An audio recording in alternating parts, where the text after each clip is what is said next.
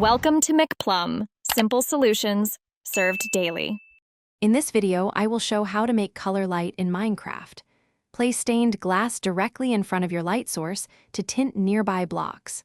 Start with a redstone lamp for steady output or glowstone for brightness. Use single panes for subtle shifts and stacked panes for stronger color. Test at night to see true effect and adjust distance to control color spread for best results.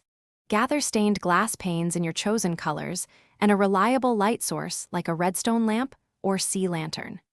Bring building blocks to support panes at different distances and scaffolding for easy placement.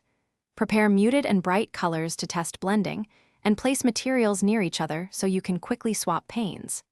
This setup lets you experiment efficiently without dismantling large. Start by placing a single pane one block from your light source to observe a soft tint. If you want stronger color, stack 2 or 3 panes directly in front of the light. For gradients, alternate different colored panes across a ceiling or hallway while testing at night.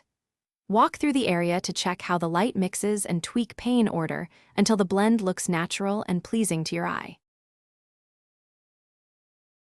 Thanks for watching. Stay juicy and subscribe.